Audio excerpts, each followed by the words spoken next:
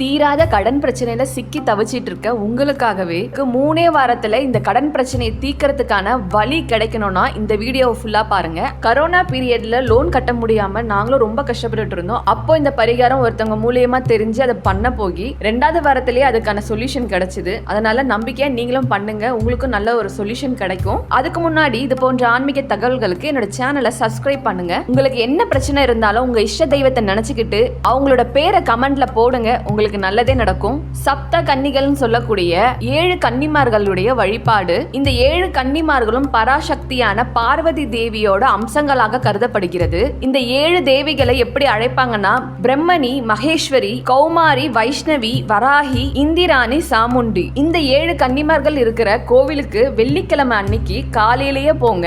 7 கன்னிமார்களுக்கும் ஒவ்வொரு இளநிங்கிற கணக்குல மொத்தம் 7 இளநிய வாங்கிக்கங்க.